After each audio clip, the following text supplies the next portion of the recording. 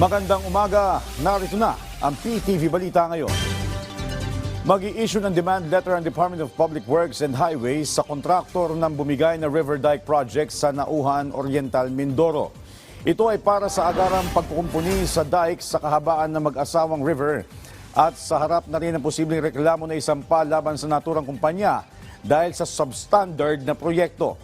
Ayon pa sa DPWH, isang team na rin ng mga eksperto ang binuo para sa pagsasagawa ng tamang assessment sa proyekto at pagbuo ng permanenteng solusyon upang mapigilan ang matinding pagbaha sa bayan ng Nauhan at Victoria.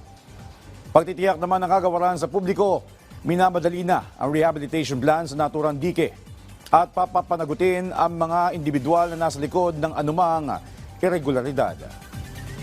Nakita natin yung sheet pile binaon, 3 meters din lang at hindi 12 meters.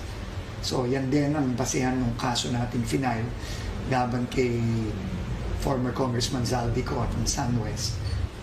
Lalong pinatibay lang nitong discovery ni Governor Dugor yung matagal na natin nakita dyan. At itong bagong kontratista, itong new Big 4J, kakasuhan na rin natin to dahil substandard. Yung ginawa nila, hindi lang dahil kulang yung sheet pile, pero dahil ngayon, konting ulan lang ay gumiba na naman. Sa iba pang balita, isang umano'y illegal recruiter ang ipinaaresto ng Department of Migrant Workers. Ito ay sa entrapment at closure operation ng DMW kasama ang PNP CIDG sa Tanza, Cavite kahapon, kung saan ipinasara din ang illegal recruitment agency nito na nagpapanggap na travel agency.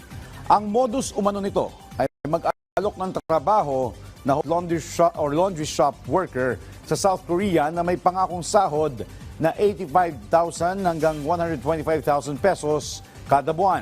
Gumagamit ito ng G1 visa na para sa humanitarian at refugee purposes bilang pantakip sa illegal na recruitment. Sinisingil naman umano ang mga biktima ng down payment na umaabot sa 35,000 hanggang 40,000 pesos at 80,000 pesos na processing fee kung saan hindi pa kasama ang plane ticket. Patuloy naman ang paalala ng DMW sa publiko na sa mga lehitimo at otorisadong recruitment agency lang makipagtransaksyon para na rin sa kanilang sariling kaligtasan. Samantala, nilatag ni Executive Secretary Ralph Recto ang mga prioridad ni Pangulong Ferdinand R. Marcos Jr. para sa Mindanao. Ito ay sa pakikipagpulong ng kalihim sa Mindanao Development Authority o MINDA.